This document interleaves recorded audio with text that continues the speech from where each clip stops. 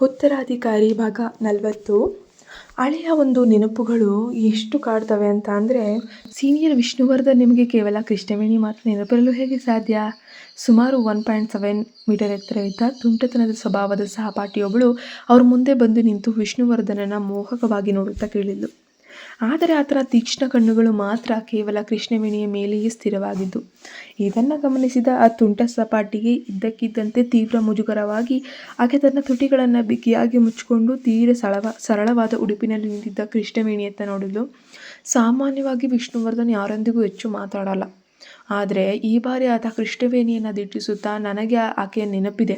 ಆ ಬೇಸಿಗೆ ದಿನಗಳಲ್ಲಿ ನಮ್ಮ ಶಾಲೆ ಮತ್ತೊಂದು ಹೈಸ್ಕೂಲ್ ಜೊತೆ ಬ್ಯಾಸ್ಕೆಟ್ಬಾಲ್ ಪಂದ್ಯವನ್ನು ಆಡ್ತಿದ್ದದ್ದು ನನಗೆ ತುಂಬ ಸ್ಪಷ್ಟವಾಗಿ ನೆನಪಿದೆ. ಅಂದು ಮೈದಾನದ ಸುತ್ತಲೂ ನೂರಾರು ವಿದ್ಯಾರ್ಥಿಗಳು ನಿಂತು ವೀಕ್ಷಿಸ್ತಿದ್ರು. ಪಂದ್ಯದ ಕೊನೆಯ ಕ್ಷಣದ ಹೊಡೆತವನ್ನು ನಾನು ಬಾರಿಸುವಾಗ ನನ್ನ ಹಿಂಭಾಗದಿಂದ ಕೆಲವು ಹುಡುಗಿಯರು ಅತ್ಯಂತ ಉತ್ಸಾಹದಿಂದ ಕಿರುಚುತ್ತಿದ್ದು ಕೇಳಿಸ್ತಾ ಇತ್ತು. ನಾನು ತಿರುಗಿ ನೋಡ್ತಿದ್ದಾಗ ಎಲ್ಲರಿಗಿಂತ ಜೋರಾಗಿ ಆಕೆ ಕಿರಿಸ್ತಿದ್ಲು ಅಂತ ನನಗನ್ನಿಸ್ತದೆ ಅಂತ ಹೇಳ್ತಾನೆ. ವಿಷ್ಣುವರ್ಧನ್ ಈ ಮಾತುಗಳನ್ನು ಕೇಳಿ ಕೃಷ್ಣವೇಣಿಯ ಕೆನ್ನೆಗಳು ತಕ್ಷಣವೇ ನಾಚಿಕೆಯಿಂದ ಕೆಂಪಾದವು. ಖಂಡಿತವಾಗಿಯೂ ಹಾಗೆ ಆಗಿರಲಿಲ್ಲ. ಶಾಲಾ ದಿನಗಳು ಬೆಳೆಯುತ್ತಿದ್ದಾಗ ಸಹಪಾಠಿಗಳು ಆಕೆಯನ್ನು ಯಾವಾಗಲೂ ಕೂಡ ಕಿಟ್ಲೆ ಮಾಡ್ತಾನೆ ಇದ್ರು. ಆಕೆ ಏನಾದರೂ ಹುಡುಗರ ಬ್ಯಾಸ್ಕೆಟ್ಬಾಲ್ ಪಂದ್ಯ ನೋಡೋಕೆ ನಾನು ಹೋಗಿದ್ರೆ ಅತ್ಯಂತ ಸಂಕೋಚದಿಂದ ಮೂಲೆಯಲ್ಲಿ ನಿಂತು ನೋಡುತ್ತಾ ಇರಬಹುದಿತ್ತೆ ಹೊರತು ಎಂದಿಗೂ ಮುಂದೆ ಬಂದು ಎಲ್ಲರ ಎದುರು ಗಟ್ಟಿಯಾಗಿ ಕಿರ್ಚುವ ಧೈರ್ಯ ಆಕೆಗೆ ಯಾವತ್ತೂ ಇರಲಿಲ್ಲ. ವಿಷ್ಣುವರ್ಧನ್ ಆಡಿದ ಆ ಚೇಷ್ಟೆಯ ಮಾತುಗಳು ಅಲ್ಲಿಯವರೆಗೆ ಮೌನವಾಗಿದ್ದ ಕೃಷ್ಣವೇಣಿಯನ್ನು ತಕ್ಷಣವೇ ಇಡೀ ಜನಸಮೂಹದ ಕೇಂದ್ರ ಬಿಂದುವನ್ನಾಗಿ ಮಾಡಿಬಿಟ್ವು. ಇಲ್ಲ, ನಾನು ನಿಜವಾಗಿಯೂ ಹಾಗೆಲ್ಲ ಮಾಡಿರಲಿಲ್ಲ. ಕೃಷ್ಣವೇಣಿ ತೀವ್ರ ಭಯ ಮತ್ತು ನಾಚಿಕೆಯಿಂದ ತನ್ನ ಹಳೆಯ ಸಹಪಾಠಿಗಳನ್ನು ನೋಡ್ತಾಳೆ. ತಾನು ಅನಗತ್ಯವಾಗಿ ಆ ಸಹಪಾಠಿಗಳ ಅಸೂಯೆಗೆ ಅಥವಾ ಶತ್ರುತ್ವಕ್ಕೆ ಒಳಗಾಗಬೇಕಾಗುತ್ತದೆಯೋ ಎಂಬ ಭಯ ಆಕೆಯನ್ನು ಕಾಡಕ್ಕೆ ಶುರು ಮಾಡುತ್ತೆ. ಇನ್ನೊಂದೆಡೆ ವಿದೇಶದಿಂದ ಬಂದಿದ್ದಂತಹ ತಜ್ಞ ವೈದ್ಯರ ತಂಡವು ಶಿಕ್ಷಕಿ ರಘು ಅವರ ಕಾಲಿಗೆ ಸಂಪೂರ್ಣ ತಪಾಸಣೆಯನ್ನು ಮುಗಿಸಿತು. ವೈದ್ಯರು ತೆರಳಿದ ನಂತರ ಶಿಕ್ಷಕಿ ರಘು ಅವರನ್ನು ವಿಶಾಲವಾದ ಹಾಲ್ನಲ್ಲಿದ್ದಂತಹ ದೊಡ್ಡ ಹುಟ್ಟುಹಬ್ಬದ ಕೇಕ್ ಬಳಿ ಕರೆತರಲಾಯಿತು. ಅವರಿಗೆ ಹುಟ್ಟುಹಬ್ಬದ ಸುಂದರ ಟೋಫಿಯನ್ನು ಧರಿಸಿದ್ರು. ಕಾವ್ಯ ತನ್ನ ತಾಯಿಯ ಪಕ್ಕದಲ್ಲಿ ನಿಂತಿದ್ಲು. ಶಿಕ್ಷಕಿ ರಘು ಅವರು ಪ್ರೀತಿಯಿಂದ ಎಲ್ಲರ ಶುಭಾಶಯಗಳನ್ನು ಸ್ವೀಕರಿಸಿ ಮೇಣದ ಬತ್ತಿಗಳನ್ನು ಊದಿ ಕೇಕನ್ನು ಕತ್ತರಿಸ್ತಾ ಇದ್ದಾರೆ. ಎಲ್ಲರಿಗೂ ಕೇಕ್ ತುಂಡುಗಳನ್ನು ಹಂಚುತ್ತಿದ್ದಂತೆ ಪ್ರತಿಯೊಬ್ಬ ಹಳೆಯ ವಿದ್ಯಾರ್ಥಿಯು ಶಿಕ್ಷಕಿ ರಘು ಅವರಿಗೆ ನಮಸ್ಕರಿಸಿ ತಮ್ಮನ್ನು ತಾವು ಮತ್ತೆ ಪರಿಚಯಿಸಿಕೊಂಡ್ರು. ಹೈಸ್ಕೂಲ್ ಶಿಕ್ಷಣ ಮುಗಿದ ನಂತರ ಕೃಷ್ಣವೇಣಿ ತನ್ನ ನೆಚ್ಚಿನ ಶಿಕ್ಷಕಿಯನ್ನು ನೋಡ್ತಾ ಇರೋಂಥದ್ದು ಇದೇ ಮೊದಲು. ಚಿಕ್ಕಂದಿನಿಂದಲೂ ತಾಯಿಯ ಪ್ರೀತಿಯಿಂದ ವಂಚಿತಳಾಗಿದ್ದಂಥ ಕೃಷ್ಣವೇಣಿಗೆ ಈ ಕ್ಷಣದಲ್ಲಿ ತೀವ್ರ ಭಾವನೆಗಳು ಹುಕ್ಕಿ ಬಂದವು. ಆಕೆಯ ತಾಯಿಯ ಒಡನಾಟವಿಲ್ಲದ ಕಾರಣ ಆಕೆಯ ಜೀವನದಲ್ಲಿ ಮಾತೃವಾತ್ಸಲ್ಯಕ್ಕೆ ಅತ್ಯಂತ ಹತ್ತಿರದ ಅನುಭವ ಅಂದರೆ ಆ ಶಿಕ್ಷಕಿಯಿಂದ ಆಕೆಗೆ ಸಿಗ್ತಿದ್ದಂತಹ ಮುತುವರ್ಜಿಯಾಗಿರ್ಬೋದು, ಕಾಳಜಿ ಮಾತ್ರವಾಗಿತ್ತು. ನಿಜ ಹೇಳಬೇಕಂದ್ರೆ ಒಬ್ಬ ನೈಜ ತಾಯಿಯ ವಾತ್ಸಲ್ಯ ಅಂದರೆ ಹೇಗಿರ್ತದೆ ಅನ್ನುವಂಥದ್ದು ಆಕೆಗೆ ಕೊನೆಯವರೆಗೂ ತಿಳಿದೇ ಇರಲಿಲ್ಲ. ಕಾವ್ಯ ತನ್ನ ತಾಯಿ ರಘು ಅವರನ್ನು ಹೊರಗೆ ಕರೆತಂದು ಬಂಗಲೆಯ ಕೆಳಮಹಡಿಯಲ್ಲಿದ್ದ ಪ್ರಮುಖ ಮೇಜಿನ ಬಳಿ ಆಸನದಲ್ಲಿ ಕೂರಿಸಿದ್ಲು. ಉಳಿದವರೆಲ್ಲರೂ ಕೂಡ ದೂರದಿಂದಲೇ ಆ ದೃಶ್ಯವನ್ನು ನೋಡಿ ಸಂತಸ ಪಡ್ತಾ ಇದ್ರು. ಕೃಷ್ಣವೇಣಿ, ನೀನು ಚೆನ್ನಾಗಿದೆಯಾ ಅಂತ ನೋಡಿ ನನಗೆ ನಿಜಕ್ಕೂ ಮನಸ್ಸಿಗೆ ತುಂಬ ಅಂದರೆ ತುಂಬ ಖುಷಿಯಾಗೋಯಿತು. ಶಿಕ್ಷಕಿ ರಘು ಕೃಷ್ಣವೇಣಿಯ ಸಣ್ಣ ಕೈಯನ್ನು ತಮ್ಮ ಕೈಯಲ್ಲಿ ಹಿಡಿದುಕೊಂಡು ಪ್ರೀತಿಯಿಂದ ತಟ್ಟಿದ್ರು. ಇಷ್ಟೊಂದು ವರ್ಷಗಳಲ್ಲಿ ನೀನು ನಿನ್ನ ತಾಯಿಯನ್ನು ಹುಡುಕಲು ಎಂದಾದರೂ ಪ್ರಯತ್ನಿಸಿದ್ದೀಯಾ ಮಗಳೇ? ತನ್ನ ಶಿಕ್ಷಕಿ ಇದ್ದಕ್ಕಿದ್ದಂತೆ ಆ ಮಾತೆತ್ತಿದ್ದನ್ನು ಕೇಳಿ ಕೃಷ್ಣವೇಣಿಯ ಕೈಗಳು ನಡುಗ್ತವೆ. ಆಕೆ ಬಲವಂತವಾಗಿ ಮುಖದಲ್ಲಿ ಮುಗುಳು ನಗು ತರಿಸಿಕೊಳ್ಳುತ್ತಾ, ಇಲ್ಲ ಮೇಡಮ್, ನಾನು ಆಕೆಯನ್ನು ಹುಡುಕಲು ಪ್ರಯತ್ನಿಸ್ತಿಲ್ಲ. ಆದರೆ ಆಕೆ ಎಲ್ಲೇ ಇದ್ದರೂ ಚೆನ್ನಾಗಿರಲಿ ಅಂತ ಹೇಳಿ ಹಾರೈಸ್ತೀನಿ. ಆಕೆ ಈಗಿನ ಜೀವನಕ್ಕೆ ನಾನು ತೊಂದರೆ ಕೊಡೋಕ್ಕೆ ಬಯಸೋದೇ ಇಲ್ಲ ಅಂತ ಹೇಳ್ತಾಳೆ. ಆದರೆ ಕಟು ಸತ್ಯವೇನೆಂದರೆ ಕೃಷ್ಣವೇಣಿ ತನ್ನ ತಾಯಿಯನ್ನು ಹುಡುಕಲು ಎಲ್ಲ ರೀತಿಯ ಪ್ರಯತ್ನಗಳನ್ನು ನಡೆಸಿಬಿಟ್ಟಿದ್ಲು.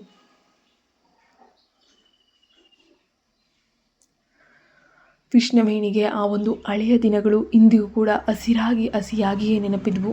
ತಾನು ಕೇವಲ 10 ವರ್ಷದ ಬಾಲಕಿಯಾಗಿದ್ದಾಗ ತಾಯಿಯನ್ನು ಹುಡುಕಿಕೊಡುವಂತೆ ಕೋರಿ ಬೀದಿಗಳಲ್ಲಿ ಕಾಣೆಯಾದವರ ಜಾಹೀರಾತುಗಳು ಪೋಸ್ಟರ್ಗಳನ್ನು ಅಂಟಿಸ್ತಾ ಇದ್ಲು. ನನಗೆ ಅಮ್ಮ ಬೇಕು ಅಂತ ಅಪ್ಪನ ಬಳಿ ಹೋಗಿ ಹಠ ಮಾಡ್ತಾ ಇದ್ಲು. ತನ್ನ ತಾಯಿಯ ಬಗ್ಗೆ ತನಗೆ ತಿಳಿದಿದ್ದ ಪ್ರತಿಯೊಂದು ಸಣ್ಣ ವಿಷಯವನ್ನು ಆ ಪೋಸ್ಟರ್ಗಳಲ್ಲಿ ಬರಿತಾ ಇದ್ಲು. ಆದರೆ ಕೊನೆಗೆ ಯಾವುದೇ ಪ್ರಯೋಜನ ಕೂಡ ಆಗಲಿಲ್ಲ. ಆಕೆ ಬೆಳೆದು ದೊಡ್ಡ ನಗರಕ್ಕೆ ಬಂದಾಗಷ್ಟೇ ಆ ಜಗತ್ತು ಎಷ್ಟು ಅಗಾಧವಾಗಿದೆ ಎಂಬ ಅರಿವು ಒಳಗೆ ಮೂಡಿತು. ಅಷ್ಟಕ್ಕೂ ಆಕೆಯ ತಾಯಿಯ ನಿಖರವಾದ ವಿಳಾಸ ಯಾರಿಗೂ ತಿಳಿದಿರಲಿಲ್ಲ. ನೀನು ಆಕೆಯನ್ನು ಹುಡುಕಲು ಸಾಧ್ಯವಾಗದಿದ್ದರೂ ಪರವಾಗಿಲ್ಲ ಕೃಷ್ಣವೇಣಿ ಅಂತ ಕಾವ್ಯ ಆಕೆಯನ್ನು ಸಮಾಧಾನ ಪಡಿಸಿದ್ಲು. ಇನ್ನು ಮುಂದೆ ನಿಮ್ಮ ತಂದೆಯನ್ನು ಚೆನ್ನಾಗಿ ನೋಡ್ಕೊ. ನೀನು ಸ್ವಂತ ಕಾಲಿನ ಮೇಲೆ ನಿಂತು ಬೆಳೆದಿರುವುದೇ ನಿನ್ನ ತಂದೆಗೆ ದೊಡ್ಡ ಸಮಾಧಾನ, ದೊಡ್ಡ ಖುಷಿ. ಅಂದು ಶಾಲೆಯಲ್ಲಿದ್ದಾಗ ತಾಯಿ ಇಲ್ಲದ ಅಸಹಾಯಕ ಬಾಲಕಿಯಾಗಿದ್ದ ಕೃಷ್ಣವೇಣಿ ಇಂದು ತನ್ನ ಸಕಲ ನೋವುಗಳನ್ನು ಮೆಟ್ಟಿ ನಿಂತು ಸುಂದರವಾದ ಚಿಟ್ಟೆಯಂತೆ ಹೊಸ ರೂಪ ತಾಳಿದ್ಲು. ವಿದ್ಯಾರ್ಥಿಗಳು ಸಾಧನೆ ಮಾಡುವುದನ್ನು ನೋಡುವುದೇ ಒಬ್ಬ ಶಿಕ್ಷಕಿಗೆ ನಿಜವಾದ ತೃಪ್ತಿಯಾಗಿರುತ್ತೆ. ಆ ಕ್ಷಣದಲ್ಲಿ ವಿಷ್ಣುವರ್ಧನ್ ಅವರಿದ್ದ ಸಣ್ಣ ಗುಂಪಿನತ್ತ ನಡೆದು ಬರ್ತಾನೆ. ಆತನ ಕೈಯಲ್ಲಿ ಒಂದು ಗ್ಲಾಸ್ ಫ್ರೆಶ್ ಜ್ಯೂಸ್ ಇತ್ತು. ತನ್ನ ಪ್ರಿಯತಮಿಯನ್ನು ಅತ್ಯಂತ ಮುತುವರ್ಜಿಯಿಂದ ನೋಡಿಕೊಳ್ಳುವ ಪ್ರೇಮಿಯಂತೆ ಆತ ಆ ಜ್ಯೂಸ್ ಗ್ಲಾಸನ್ನು ಕೃಷ್ಣವೇಣಿಯ ಮುಂಭಾಗದಲ್ಲಿ ಅತ್ಯಂತ ಮೃದುವಾಗಿ ಇಡ್ತಾನೆ. ಆತನ ಹಿಂದೆಯೇ ಬಂದಂತಹ ವೃತ್ತಿಪರ ಸೇವಕನೊಬ್ಬ ಶಿಕ್ಷಕಿ ರಘು ಮತ್ತು ಕಾವ್ಯಾಳ ಮುಂಭಾಗದಲ್ಲಿದ್ದಂತಹ ಮೇಜಿನ ಮೇಲಿದ್ದ ಜ್ಯೂಸ್ ಗ್ಲಾಸ್ಗಳ ತಟ್ಟೆಯನ್ನು ತಂದಿಟ್ಟ. ಕಾವ್ಯ ಜ್ಯೂಸನ್ನು ಕುಡಿತಲೇ ತನ್ನ ಕಣ್ಣುಗಳಿಂದ ವಿಷ್ಣುವರ್ಧನ್ ಮತ್ತು ಕೃಷ್ಣವೇಣಿಯ ಮುಖಭಾವಗಳನ್ನು ಗಮನಿಸ್ತಾಳೆ. ಅವರಿಬ್ಬರ ನಡುವಿನ ಬಾಂಧವ್ಯವು ತಾನು ಭಾವಿಸಿದ್ದಕ್ಕಿಂತಲೂ ಕೂಡ ಹೆಚ್ಚು ಆಳ ಹಾಗೂ ಜಟಿಲವಾಗಿದೆ ಎಂದು ಆಕೆಗೆ ತಕ್ಷಣವೇ ಅರ್ಥವಾಗುತ್ತೆ. ವಿಶೇಷ ಪಾರ್ಟಿಗೂ ಮೊದಲೇ ಅವರಿಬ್ಬರು ಭೇಟಿಯಾಗಿದ್ದರೆ ಅನ್ನುವಂಥ ಒಂದು ಅನುಮಾನ ಆಕೆಗೆ ಬಲವಾಗಿ ಕಾಡೋಕ್ಕೆ ಶುರುವಾಗುತ್ತೆ. ಅಷ್ಟರಲ್ಲಿ ಇನ್ನಿಬ್ಬರು ವ್ಯಕ್ತಿಗಳು ಅವರಿದ್ದ ಮೇಜಿನತ್ತ ನಡೆದು ಬರ್ತಾರೆ. ಅವು ದಂಪತಿಗಳಾಗಿದ್ದು ತಮ್ಮ 3 ವರ್ಷದ ಮುದ್ದಾದ ಮಗುವನ್ನು ಕರೆತಂದಿದ್ರು. ಅವರಿಬ್ಬರು ಅದೇ ನಗರದಲ್ಲಿರುವ ವಿಷ್ಣುವರ್ಧನ್ ಒಡೆತನದ ಸಂಸ್ಥೆಯ ಹಿರಿಯ ಉದ್ಯೋಗಿಗಳಾಗಿದ್ದರು. ಆ ವ್ಯಕ್ತಿ ವಿಷ್ಣುವರ್ಧನ್ನತ್ತ ಅತ್ಯಂತ ಗೌರವದಿಂದ ಕೈಚಾಚಿ, ಶ್ರೀಯುತ ವಿಷ್ಣುವರ್ಧನ್ ಅವರೇ, ಇಂದು ರಾತ್ರಿಯವರೆಗೆ ನಾನು ನಿಮ್ಮ ಸಂಸ್ಥೆಯಲ್ಲಿ ಕಾರ್ಯನಿರ್ವಹಿಸ್ತಾ ಇದ್ದೇನೆ ಎಂಬ ವಿಷಯ ನನಗೆ ತಿಳಿದೇ ಇರಲಿಲ್ಲ ಅಂತ ಆಶ್ಚರ್ಯದಿಂದ ಹೇಳ್ತಾನೆ. ಸಂತೋಷ ವಿಷ್ಣುವರ್ಧನ್ ಆ ಹಿರಿಯ ಉದ್ಯೋಗಿಗಳನ್ನು ಮುಗುಳ್ನಗುತ್ತಾ ಗೌರವದಿಂದ ಸ್ವಾಗತಿಸ್ತಾನೆ. ಆ ವ್ಯಕ್ತಿಯ ಪತ್ನಿಯು ವಿಷ್ಣುವರ್ಧನ್ಗೆ ಆಗ ನಂತರ ಕೃಷ್ಣವೇಣಿಗೆ ಆದರದಿಂದ ಹಸ್ತಲಾಘವನ್ನು ನೀಡ್ತಾಳೆ. ಅವರೆಲ್ಲರೂ ಕೂಡ ಮೇಜಿನ ಸುತ್ತಲೂ ಕುಳಿತು ಮಾತನಾಡೋಕೆ ಶುರು ಮಾಡ್ತಾರೆ. ಆ 3 ವರ್ಷದ ಪುಟ್ಟ ಮಗು ತೆವಳುತ್ತಾ ಬಂದು ಕೃಷ್ಣವೇಣಿಯ ಪಾದಗಳ ಬಳಿ ಕುಳಿತಿತ್ತು. ಮಗು ಜೊಲ್ಲು ಸುರಿಸುತ್ತಾ ತನ್ನ ಹೆಬ್ಬೆರಳನ್ನು ಹಿರ್ತಿತ್ತು. ನನ್ನ ಮಗನಿಗೆ ಕೃಷ್ಣವೇಣಿ ಮೇಡಮ್ ತುಂಬ ಸುಂದರಿಯಾಗಿ ಕಾಣಿಸ್ತಿದ್ದಾರೆ ಅನಿಸುತ್ತೆ. ಆ ಮಹಿಳೆ ನಗುತ್ತಾ ಕರವಸ್ತ್ರದಿಂದ ಮಗುವನ್ನು ಲಾಲಾರಸವನ್ನು ಒರೆಸ್ತಾಳೆ. ಆ ಪುಟ್ಟ ಮಗು ಕೃಷ್ಣವೇಣಿಯನ್ನು ತದೇಕ ಚಿತ್ತದಿಂದ ನೋಡುತ್ತಾ ಮೃದುವಾಗಿ ಮುಗುಳ್ನಕ್ಕು. ಕ್ಷಮಿಸಿ, ಮಗು ತೊಂದರೆ ಕೊಡ್ತಿದೆ ಅಂತ ಮಹಿಳೆ ಕೃತಕವಾಗಿ ಕ್ಷಮೆ ಕೇಳ್ತಾಳೆ. ಪರವಾಗಿಲ್ಲ, ನನಗೆ ಸಣ್ಣ ಮಕ್ಕಳೆಂದರೆ ತುಂಬ ಇಷ್ಟ ಅಂತ ಕೃಷ್ಣವೇಣಿ ಪ್ರೀತಿಯಿಂದ ಮಗುವನ್ನು ಎತ್ಕೊಂಡು ಉಪಚರಿಸ್ತಾಳೆ. ಅಂದ ಹಾಗೆ ನಿಮಗೆ ಮದುವೆ ಏನಾದರೂ ಆಗಿದೆಯಾ ಕೃಷ್ಣವೇಣಿ? ಮದುವೆಯಾದಾಗಿದ್ದರೆ ತಡ ಮಾಡದೆ ಬೇಗ ಒಂದು ಮಗುನ ತಗೊಂಬಿಡಿ, ಅಂದರೆ ಪಡ್ಕೊಳ್ಳಿ. ಮಗುವನ್ನು ಬೆಳೆಸುವ ಅನುಭವವೇ ಅತ್ಯಂತ ಅಪೂರ್ವವಾದದ್ದು. ಕೆಲವೊಮ್ಮೆ ಖುಷಿ, ಕೆಲವೊಮ್ಮೆ ಸಂಕಟ, ಬೇಸರ, ಆ ಗಡಿಬಿಡಿ. ಆ ಮಹಿಳೆ ಮೃದುವಾಗಿ ಸಲಹೆಯನ್ನು ನೀಡಿದ್ಲು. ಆ ಮಹಿಳೆ ಮಗುವಿನ ವಿಷಯವನ್ನು ಪ್ರಸ್ತಾಪಿಸ್ತಿದ್ದಾಗೆ ವಿಷ್ಣುವರ್ಧನ್ ತಕ್ಷಣವೇ ಜ್ಯೂಸ್ ಕುಡಿಯೋದ್ರಲ್ಲಿ ಮಗ್ನಳಾಗಿದ್ದ ಕೃಷ್ಣವೇಣಿಯತ್ತ ನೋಡ್ತಾರೆ. ಯಾರಿಗೂ ಕಾಣಿಸದಂತೆ ಮೇಜಿನ ಕೆಳಗೆ ಆಕೆಯ ನಡುಕ್ತಿದ್ದ ಕೈಯನ್ನು ಬಿಗಿಯಾಗಿ ಹಿಡಿದು ಸಾಂತ್ವನ ನೀಡುವಂತೆ ಮೆಲ್ಲನೆ ಇರಿಸುತ್ತಾನೆ. ಕೃಷ್ಣವೇಣಿ ಆತನ ಆ ತಕ್ಷಣದ ಆಪ್ತ ಸ್ಪರ್ಶದಿಂದ ಕೊಂಚ ಆಶ್ಚರ್ಯಗೊಂಡರೂ ಆತನ ಬೆಚ್ಚಗಿನ ಹಿಡಿತದಲ್ಲಿದ್ದ ತನ್ನ ಒಣಗಿದ ಕೈಯನ್ನು ನಿಧಾನವಾಗಿ ಹೊರತೆಗೆದುಕೊಂಡು ಆ ಮಹಿಳೆ ಮಾತೃತ್ವದ ಬಗ್ಗೆ ಮಾತನಾಡಿದಾಗ ಆಕೆಯ ಮನಸ್ಸಿನಲ್ಲಿ ಒಂದು ರೀತಿಯ ಸಣ್ಣ ನಿರಾಳತೆ ಹಾಗೂ ಮೌನ ಆವರಿಸಿಕೊಂಡಿರುತ್ತೆ. ವಿಷ್ಣುವರ್ಧನ್ಗೆ ತನ್ನ ಮನಸ್ಸಿನ ಈ ಸೂಕ್ಷ್ಮ ತಲ್ಲಣ ಹೇಗೆ ತಿಳಿತೋ, ಆತ ಎಂತಹ ಅದ್ಭುತ ಮನಃಶಾಸ್ತ್ರಜ್ಞನಂತೆ ತನ್ನ ಆಲೋಚನೆಗಳನ್ನು ಗ್ರಹಿಸ್ತಿದ್ದಾನೆ ಅಂತ ಕೃಷ್ಣವೇಣಿ ಆಶ್ಚರ್ಯಚಕಿತಳಾಗಿ ಹೋಗಿದ್ಲು. ಅಷ್ಟರಲ್ಲಿ ಅಲ್ಲಿದ್ದ ಸಹಪಾಠಿಯೊಬ್ಬ, ವಿಷ್ಣುವರ್ಧನ್, ನೀನು ನಮ್ಮ ಹೈಸ್ಕೂಲಿಗೆ ಕೇವಲ ಒಂದು ವರ್ಷಕ್ಕಾಗಿ ವರ್ಗಾವಣೆಯಾಗಿ ಬಂದು ನಂತರ ಹಿಂತಿರುಗಿ ಹೊರಟೇ ಹೋದೆ ಅಂತ ಶಿಕ್ಷಕಿ ರಘು ನನಗೆ ಹೇಳಿದರು ಅಂತ ವಿಚಕ್ಷಣ ವ್ಯಕ್ತಪಡಿಸ್ತಾನೆ. ವಿಷ್ಣುವರ್ಧನ್ ಆ ವರ್ಗಾವಣೆಯ ಹಿಂದಿದ್ದ ನೈಜ ಕಾರಣವನ್ನು ಯಾರಿಗೂ ವಿವರಿಸದೆ ಹೌದು ಅಂತ ಹೇಳಿ ಸರಳವಾಗಿ ತಲೆಯಾಡಿಸಿ ಮೌನವಾಗಿ ಹೋಗ್ತಾನೆ.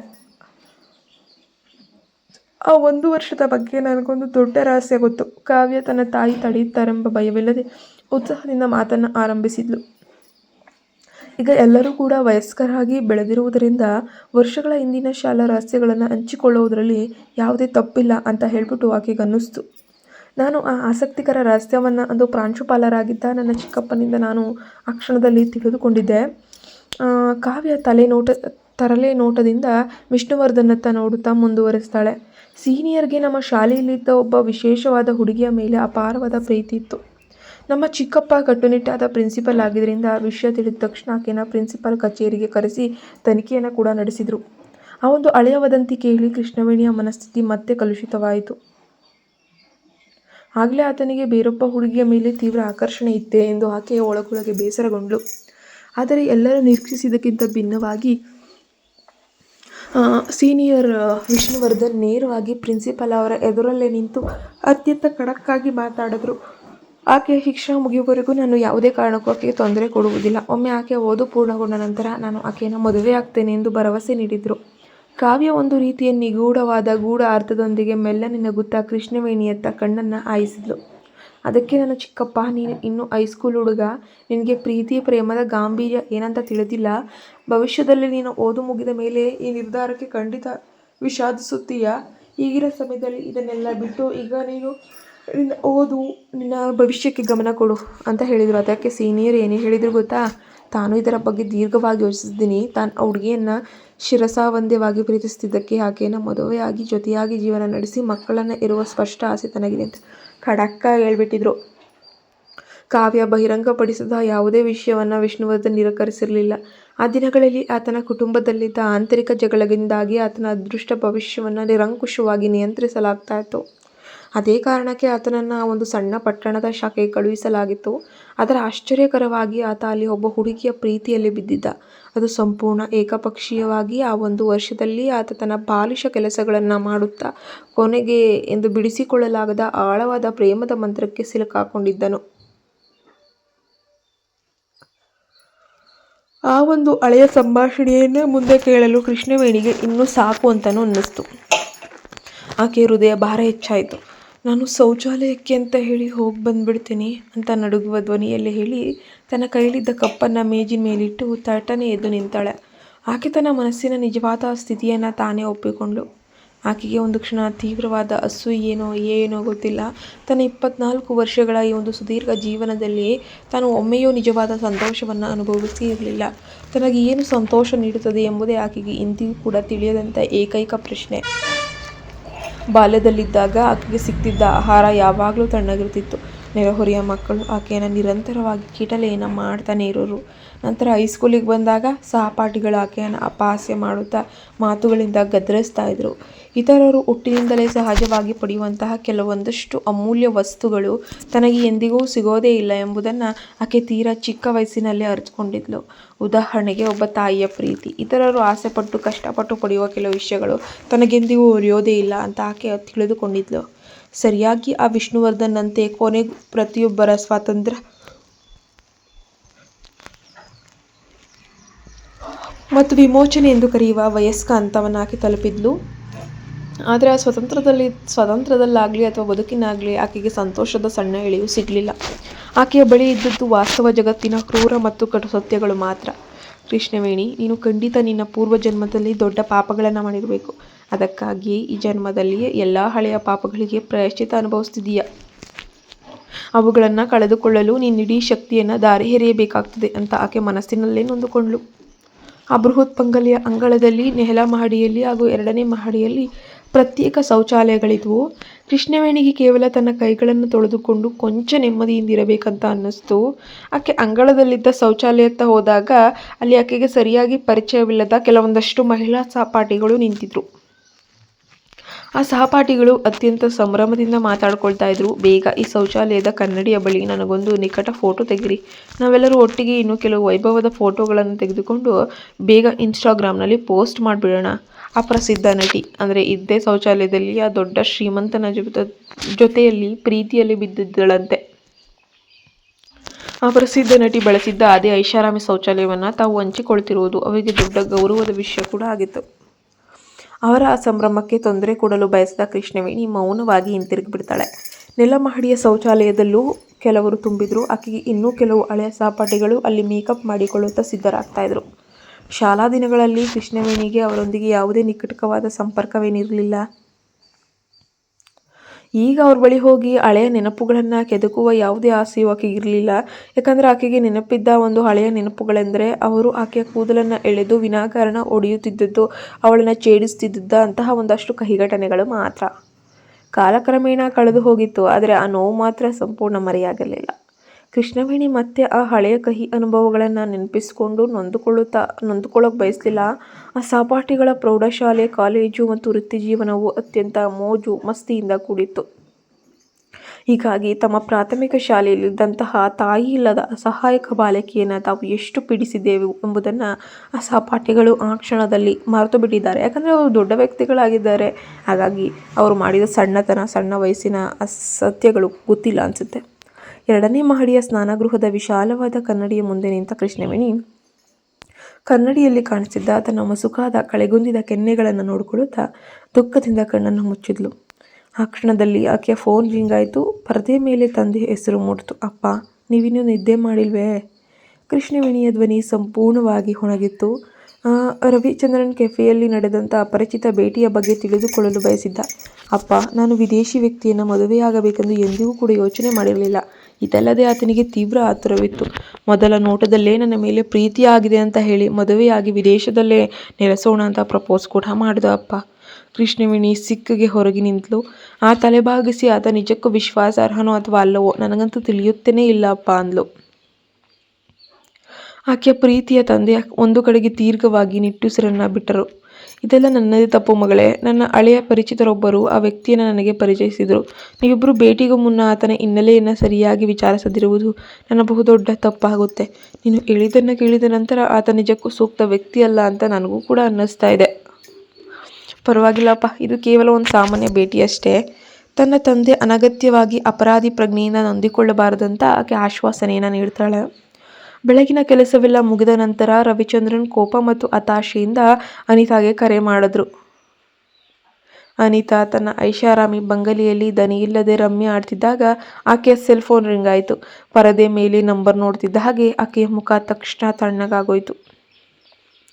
ನಾನು ಈ ಕರೆಯನ್ನು ಸ್ವೀಕರಿಸಿ 1 ನಿಮಿಷದಲ್ಲೇ ಬರ್ತೀನಿ, ನೀವಷ್ಟೇ ಆಟ ಮುಂದುವರಿಸಿ. ಅನಿತಾ ಗಂಭೀರವಾಗಿ ನಿಂತು ತನ್ನ ಬೆಲೆಬಾಳುವ ಎಲ್ವಿ ಶಾಲನ್ನು ಹೆಗಲಿಗೆ ಹಾಕ್ಕೊಂಡು ರಮ್ಮಿ ಕೊಠಡಿಯಿಂದ ಹೊರ ನಡೀತಾಳೆ. ಆ ಮಹಲಿನ ಸುಸಜ್ಜಿತ ಕಾರಿಡಾರ್ನ ಕೊನೆಯಲ್ಲಿ ನಿಂತು ಕರೆ ಸ್ವೀಕರಿಸಿ ಮೆಲುಧ್ವನಿಯಲ್ಲಿ, ನನಗೆ ಕರೆ ಮಾಡಬೇಡಿ ಅಂತ ನಿನ್ನಲ್ಲಿ ಎಷ್ಟು ಬಾರಿ ಹೇಳಿಲ್ಲ? ಮೊಬೈಲ್ ಸಂಖ್ಯೆನ ಬದಲಾಯಿಸಬೇಡಿ ಅಂತ ಎಚ್ಚರಿಸಿದ ಅಷ್ಟೇ ಅಲ್ವೇ ಅಂತ ರೇಗಿದ್ಲು. ನನ್ನ ಮಗಳಿಗೆ ನೀನು ಎಂತಹ ವ್ಯಕ್ತಿಯನ್ನು ಪರಿಚಯಿಸಿದ್ದೆ? ಭೇಟಿಯಾದ ಮೊದಲ ಕ್ಷಣದಲ್ಲೇ ಆತ ಮದುವೆಯಾಗಿ ಬಿಡೋಣ, ವಿದೇಶದಲ್ಲಿ ಹೋಗಿ ಬಿಡೋಣ ಅಂತ ಹೇಳಿ ಪ್ರಪೋಸಲ್ಸ್ನೆಲ್ಲ ಮಾಡಿದ್ದಾನೆ ಅನಿತಾ. ನಿನಗೆ ನಿಜಕ್ಕೂ ಏನಾಗಿದೆ? ರವಿಚಂದ್ರನ್ ಅವರ ಶ್ವಾಸಕೋಶದ ತೊಂದರೆ ಅವರ ಎದೆಯನ್ನು ಬಿಗಿಗೊಳಿಸಿತು. ಅವರು ಆಕ್ರೋಶದಿಂದ ಕಿರಿಸ್ತಿದ್ದದ್ದು ಅವರ ಧ್ವನಿ ಕೆಮ್ಮಿನೊಂದಿಗೆ ಇನ್ನಷ್ಟು ಗದ್ಗದಿತವಾಗಿ ಗಡುಸಾಗಿ ಹೋಯಿತು.